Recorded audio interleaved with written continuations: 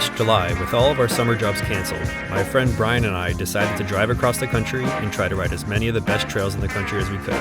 We got a rooftop tent, packed the Crosstrek, and headed out west. Leaving from Boston, we had to cover a lot of ground to make it to Colorado. We stopped overnight in St. Louis and woke up early to drive another 14 hours to Salida, where the trip really started. Our other stop in Colorado was the desert in Fruita, and we continued in the scorching heat to the promised land, Moab.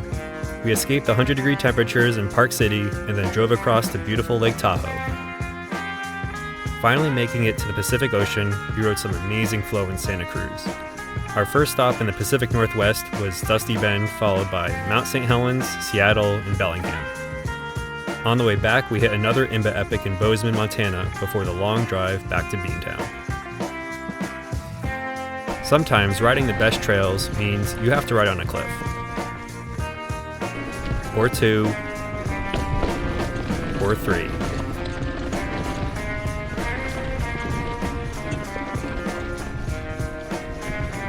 Okay, so there's pretty much cliffs everywhere. Some of them are sketchier than others.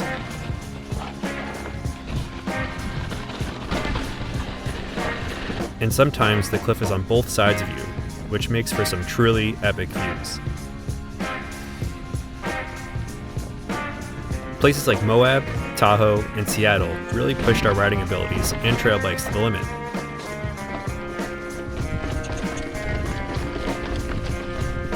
We were riding everything blind, so there was a huge sense of accomplishment when cleaning a difficult line.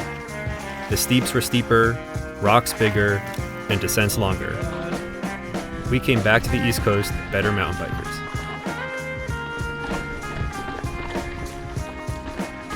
In addition to the tech, there were plenty of fast-flowing downhills, filled with jumps and drops to hook off of.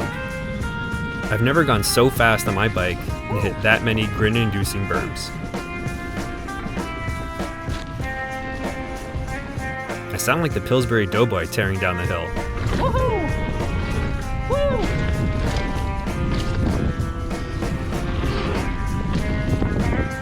While we couldn't make it to Canada on this trip, this trail system in Bellingham was described by a local to me as Mini Whistler.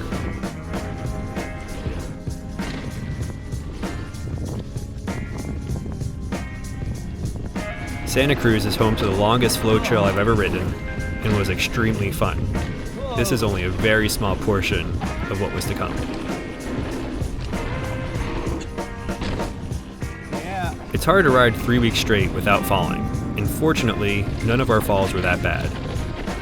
Also, fortunately, we got some on camera.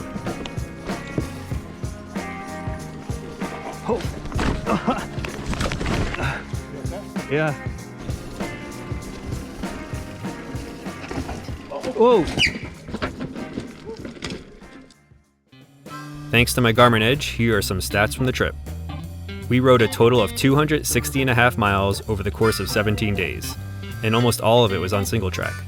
We went on 14 rides, which was actually more than the 11 we had planned. Our rides covered 7 different states out west, and there's still plenty more to explore in the US. The International Mountain Bike Association denotes 42 rides in the country as epic. We hit 5 of them.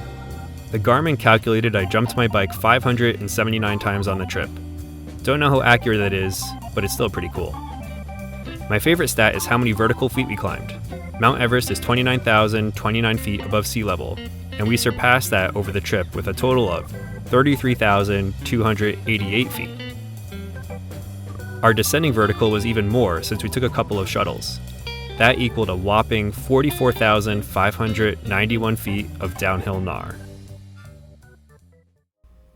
The riding is world class, but being in nature and seeing these views is what really made being in the mountains feel unreal.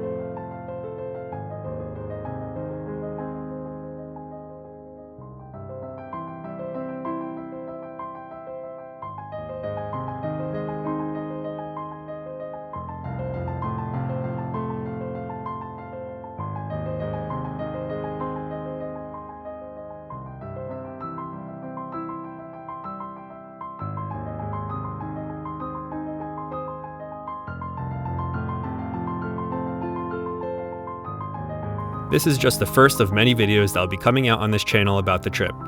Each location will have its own video, with larger rides also receiving an extra extended cut. Make sure to subscribe to get notified when a new video is released.